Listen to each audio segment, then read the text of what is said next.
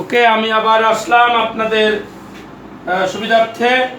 সেটা হলো এতক্ষণ আমরা ডিসকাস করেছি চ্যাপ্টার 6 এর থিওরিয়াম এবং তার ফিগার কিভাবে তৈরি করে, সেই সাথে অঙ্কের সূত্রগুলো কিভাবে প্রয়োগ করে, যাতে আপনারা বাসায় বসে সবাই এটাকে নিজে নিজে অঙ্কগুলো করতে পারেন এবং বুঝতে পারেন।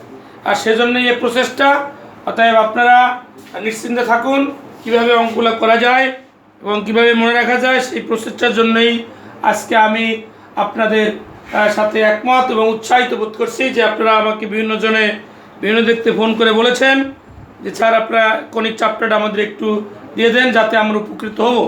আর সেই কারণেই আমি এই চ্যাপ্টারগুলো থিওরাম আলোচনা করলাম, সেই সাথে থিওরামের যে সূত্রগুলো আছে এগুলো আলোচনা করলাম, সেই সাথে তার প্রয়োগবিধি কিভাবে করে সেগুলো আলোচনা করলাম। এবার আমরা জাস্ট অঙ্কে চলে যাচ্ছি। আমি প্রথমে যে অঙ্কটা করছি সেটা হলো এক্সাম্পল নাম্বার 1। এক্সাম্পল নাম্বার 1 অর্থাৎ এই অঙ্কটা আমরা করে দিচ্ছি। এখানে বলে দিচ্ছে যে উপবৃত্তটির অক্ষের সমীকরণ। প্রথমে বের করতে বলছে অক্ষের সমীকরণ, তারপর বের করতে বলছে ও দৈর্ঘ্য, এরপর উৎকেন্দ্রিকতা, উপকেন্দ্রিক স্থানাঙ্ক, উপকেন্দ্রিক দ্বয়ের স্থানাঙ্ক, লম্বের দৈর্ঘ্য ও সমীকরণ এবং নিয়ামকের সমীকরণ।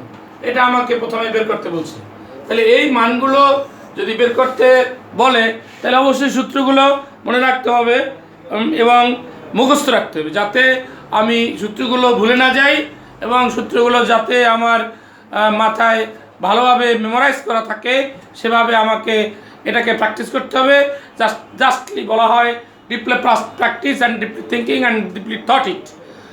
It's also uses all of time and minimum everyday practice in minimum 4 hours in mathematics, then you have to collect in good marks and good result, minimum A+.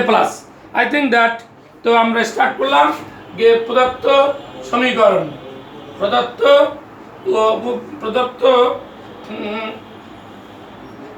উপবৃত্তের সমীকরণ,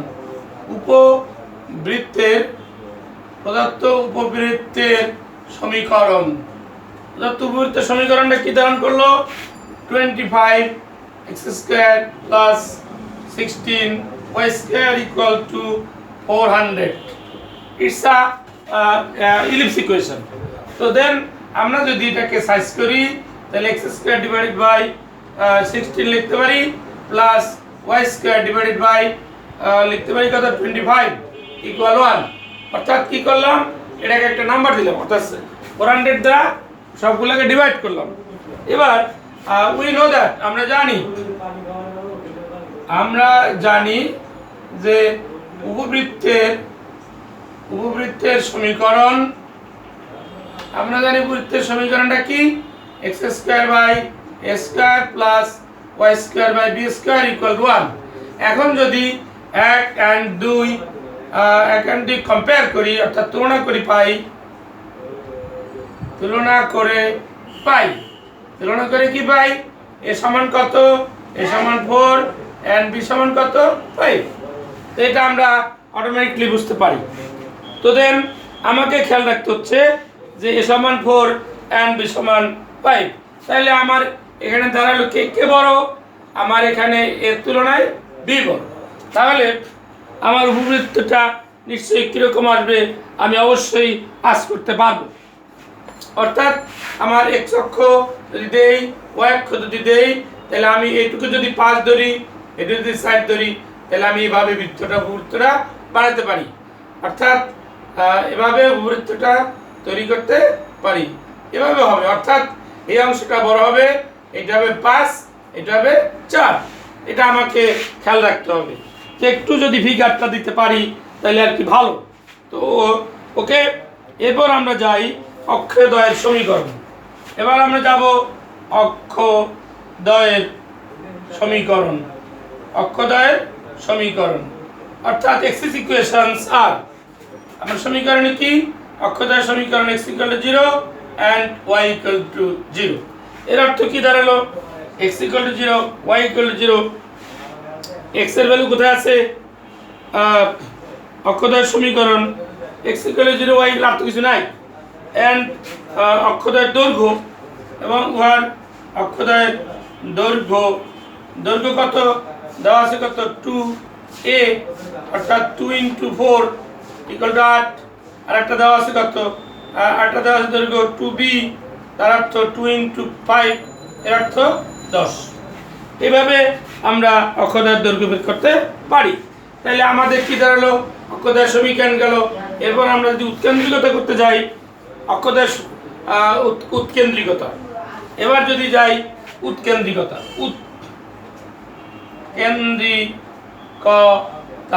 উৎকেন্দ্রিকতাকে ই দ্বারা নোট করি।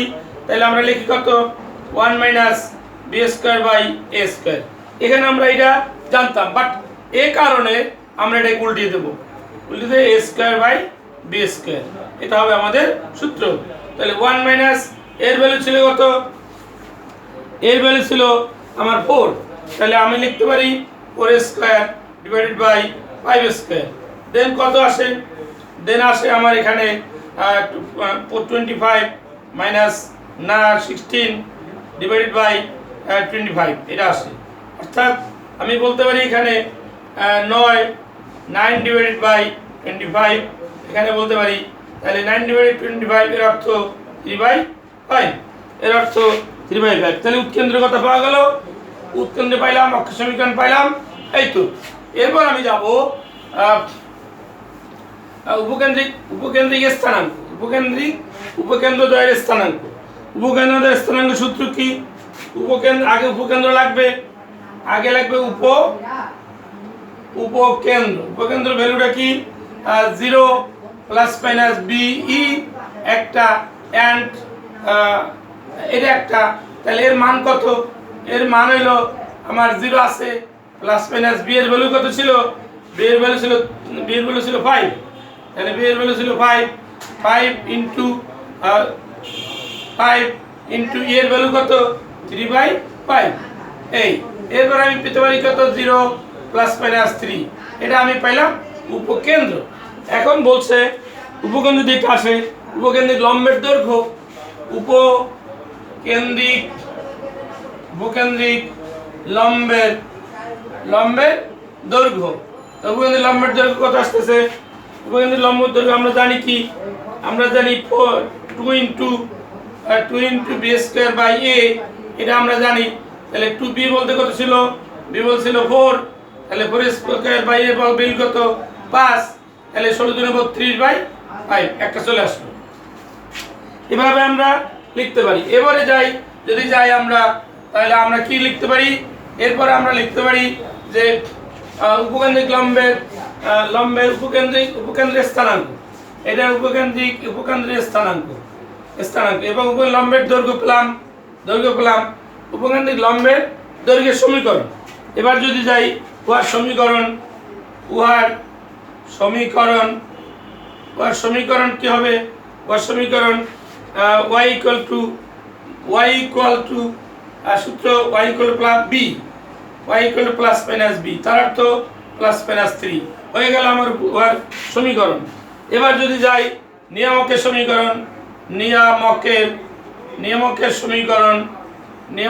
সমীকরণে কি ধারণ করেছিল? আমরা পড়েছিলাম y = ±b/e। তাহলে ±b এর ভ্যালু কত 5। b এর ভ্যালু ছিল কত? b এর ভ্যালু ছিল 5।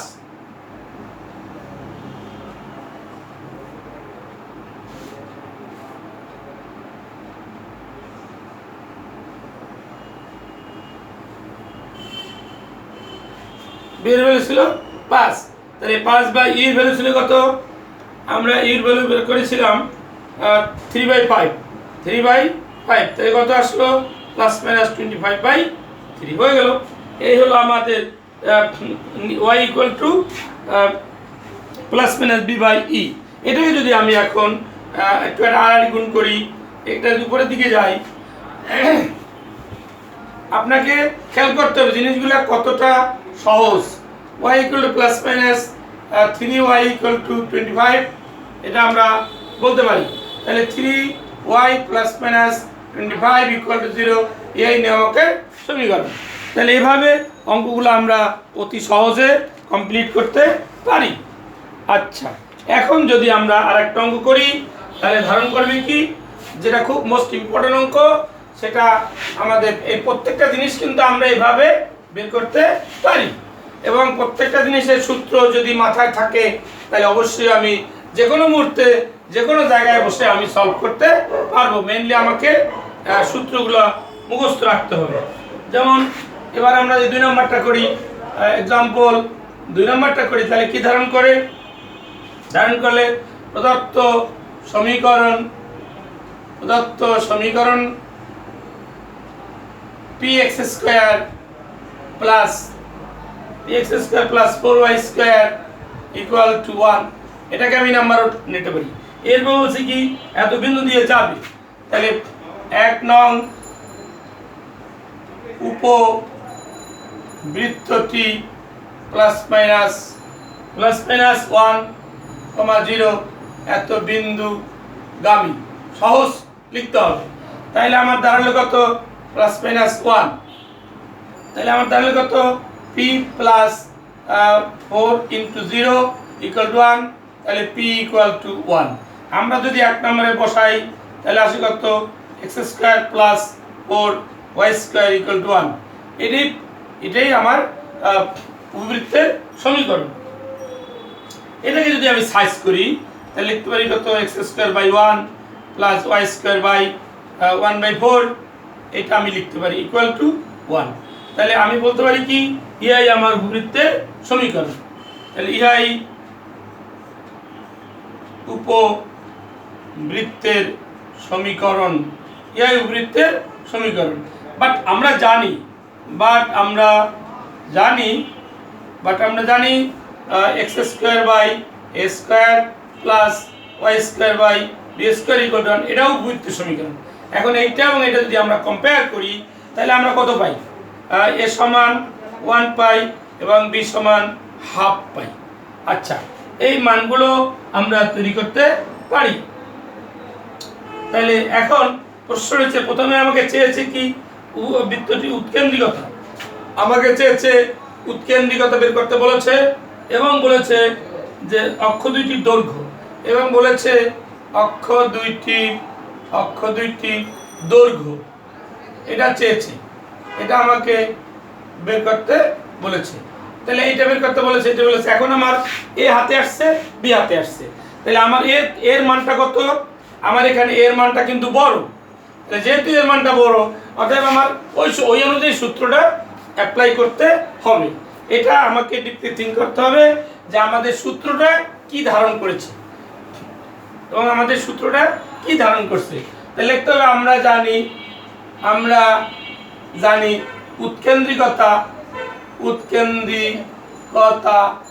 উৎকেন্দ্রিকতা ই সমান 1 minus b square by a square √, এটা আমরা জানি। তাহলে আমরা কি বলতে পারি, 1 মাইনাস b এর ভ্যালু ছিল কত? 1 by half whole square by 1 √, এর অর্থ 1 মাইনাস 1/4 √, এর অর্থ থাকে কত? 3/4। এটাকে আমরা বলতে পারি প্লাস মাইনাস 3/2। তাহলে আমার অঙ্কটা হয়ে গেল, একটা অংশ আমি পেয়ে গেলাম। এটা আমি প্লাস মাইনাস দিতে পারি, না দিলে কোনো দোষ নাই। এরপর আমাকে কি বলেছে?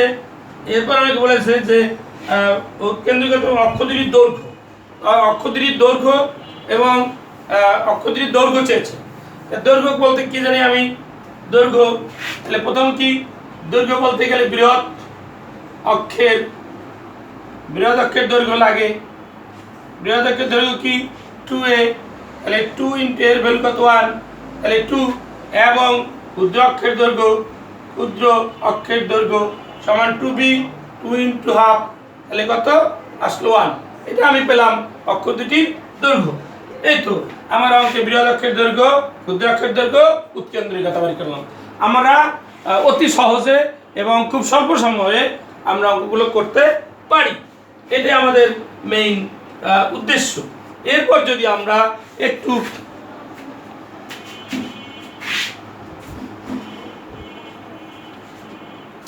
ওকে আমরা এই দুটো অঙ্ক আজকে থাক, এ পর্যন্তই আমরা করলাম। আমরা আবার নেক্সট ক্লাসে বাকি অঙ্কগুলো দেব, অতএব টেনশনের কিছু নাই। আর একটা জিনিস হলো, আপনাকে যদি আমি আরেকটা অঙ্ক দেই তাহলে আপনাকে খেয়াল করতে হবে যে এক্সাম্পল 3 যদি আমি দেই তাহলে আপনি এক্সাম্পল 3 যদি দেই তাহলে কি ধারণ করলো, এক্সাম্পল 3 যদি দেই ওখানে বলা আছে যে একটি বৃত্তের সমী নির্ণয় করো যে অক্ষদের স্থানাঙ্ক অক্ষদের উপর অবস্থিত এবং এত এত বিন্দু দিয়ে যায়।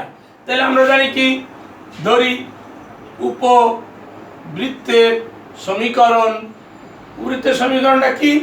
উপবৃত্তের সমীকরণ আমরা জানি x² / a² plus y² / b² = 1। এটাকে আমি যদি নোট করি, এখন বলতে পারি যে 1 নং উপবৃত্তটি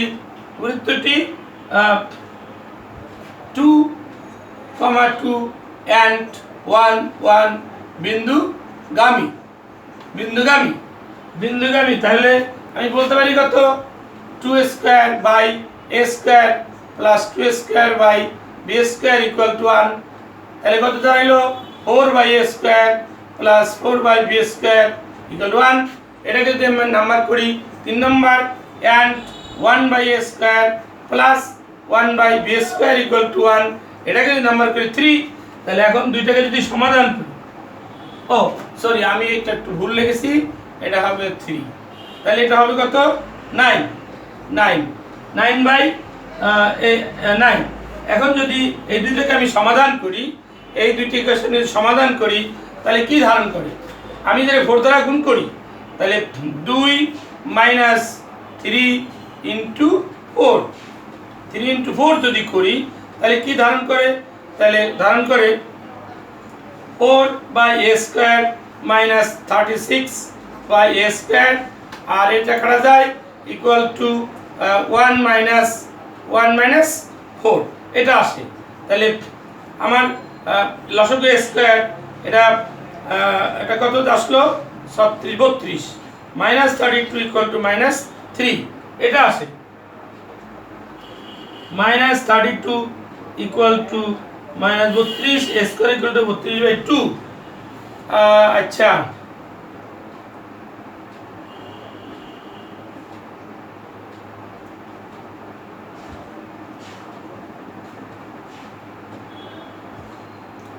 এখানে আমি 4 দ্বারা গুণ করলাম, 4/4 হলো, এটা বিয়োগ করলে 1 - এত আসলো 4/a²। তাহলে 36 থেকে 4 গেলে থাকে কত, 32/a² = 1 - 4 - 3 তো। তাহলে আমি 32/3 = a² লিখতে পারি। এই তো আমি a² মান পেয়ে গেলাম। এবার আমি যদি যাই, এবার আমি অতি সহজে যদি অঙ্কটা করি তাহলে আমাকে খেয়াল করতে হবে যে আমার কোন রাস্তায় গেলে অতি সহজ হয়ে যায়। তাহলে আমার কাছে আছে কি, আমার কাছে আছে 4/a² plus 9/a² / 1/b² equal আছে কত, 1, এটা আছে। তাহলে আমি যদি এখন মানটা বসিয়ে দেই, a² এর মান বসিয়ে দেই এখানে, তাহলে আমার আছে কত, 9/32/3 প্লাস 1/b² = 1, দ্যাট ইমপ্লাইজ 3 নং 27/32 প্লাস 1/b² = 1। তাহলে এখন যদি আমি 1/b² = 1 - 27/32 লিখি, তাহলে 32 - 27 / 32, তাহলে থাকে কত, 5/32 হয়ে গেল। তাহলে এবার আমি কি লিখতে পারি, এবার আমি লিখতে পারি যে আমার a² এর মান আসলো এটা। তাহলে আমার যদি a² এর মান এটা আসে, তাহলে আমি বলতে পারি কি, b² = 32/5, এভাবে আমি বলতে পারি। তাহলে আমার a² এর মান পেলাম and b² এর মান পেলাম। তো এবার আমি যাব কোথায়, এবার আমি যাব আমার নাম্বার 1 ইকুয়েশনে। নাম্বার 1 ইকুয়েশনে কি ছিল, আমার নাম্বার 1 ইকুয়েশনে ছিল 1 ইকুয়েশন ছিল x² / a² plus y² / b² = 1। অর্থাৎ মূল উদ্দেশ্য a² এবং b² এর মানটা বের করা। আচ্ছা, এবার যদি যাই তাহলে এক্স স্কোয়ার ডিভাইড বাই এ স্কোয়ারের মান কত 32 ডিভাইড বাই 3 প্লাস বি স্কোয়ারের মান কত বি স্কোয়ার মান পেলাম 32 ডিভাইডেড বাই 5 ইকুয়াল টু 1। এখন যদি আমি লিখি 3x square divide by 32 plus 5y square divide by 32 equal to 1 বলতে পারি। তাহলে আমি যদি 3x square plus 5y square equal to 32 এটা আমি বলতে পারি। ইটস আমার টোটাল ইকুয়েশন, ইটস এখন আমি কি বলতে পারি, এখন আমি বলতে পারি এটাকে which is the parabolas equation, যাহা